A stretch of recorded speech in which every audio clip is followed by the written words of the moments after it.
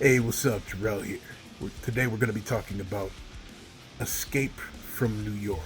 Snake, Escape from New York, starring Kurt Russell, and then you have Lee Van Cleef, you have Adrian Barbeau, Ernest Borgnine, Isaac Hayes. Yeah, let's get into it. I liked it. I thought it was an awesome picture. I loved the 80s grunginess to it that is totally missing in films today.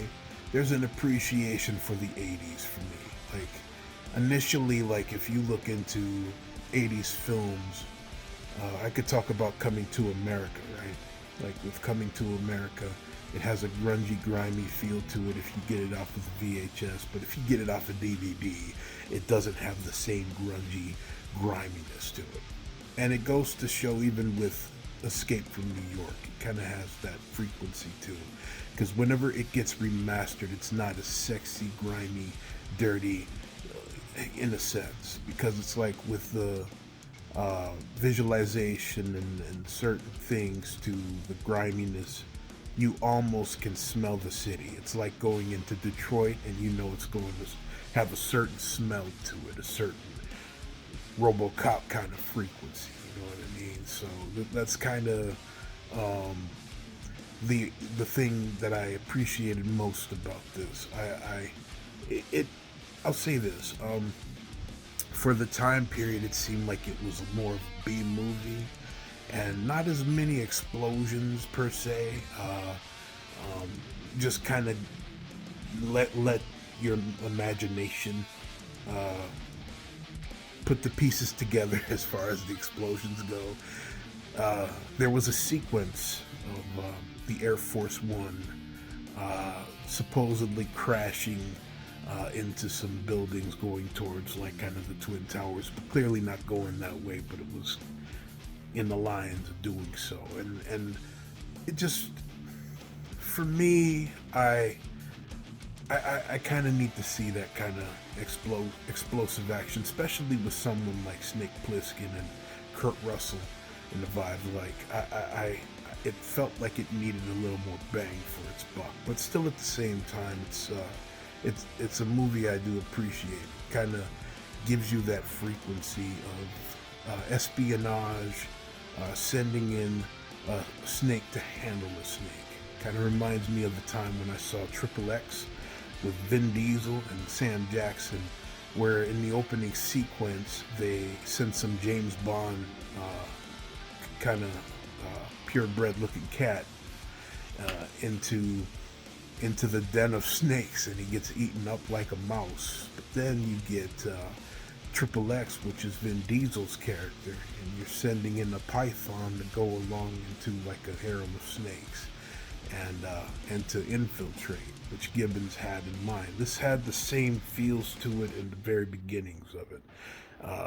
Clearly, with the dichotomy of Van Cleef's character of playing the police chief, sending in Snake Plissken. Plissken in the movie was very well known, as well as Vin Diesel's character Xander Cage. So it had that dichotomy. It felt like I was watching the same movie, but 20 years from each other.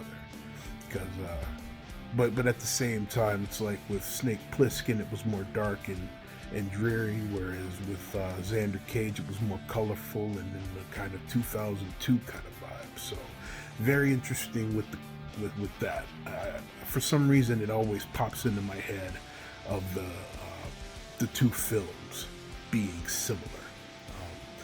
And for what it's worth, it's like it had that fighting against the man type frequency. It's like once they had their hands on the president, their demands were more for their amnesty and their just certain things of that nature. And it just went to different directions. I felt like, in essence, the director enjoyed himself to a degree as far as to like what was going on. So Adrian Barbeau was in it. You had who played kind of a girlfriend of a character that Snake had to get in touch with. It was just very infiltrator like, um, and the acting was on a B movie kind of vibe. You had but you still had dope actors like I mentioned, Adrienne Barbeau. I like her, who so happened to be the wife of John Carpenter back then. You had Ernest Borgnine, who was a prominent 60s, 70s actor, 50s, 60s, 70s actor, and then you had I want to say you had Angel Eyes, who was Lee Van Cleef, who was prominent in the spaghetti westerns, probably the baddest of the bad in all of the spaghetti western movies. I ain't seen nobody badder. Indio was close, but not Angel Eyes has got it. So it was cool to see some legends go along in the film, and Isaac Hayes, of course, was also in it, who's a badass musically, just a musical genius entirely. It was interesting seeing him play the dude. I thought that was cool. Yeah, so all in all, man, this was a solid film. It inspired the likes of Metal Gear Solid, clearly. There were levels of Kurt Russell's character that reminded me a lot of Clint Eastwood. If they ever do like a reboot or something like that, like I would love to see Clint Eastwood's kid, Scott Eastwood, either play it, or even Kurt Russell's son play the role. And if so, just kind of have it a lot more explosive, have it a lot more Die Hard-esque, and see where it goes, because I want to see explosions. I'm a fan of good bullshit in films. So anyway, that's my 2 cents. I definitely would recommend this movie if you're into the grimy, grungy type of vibes.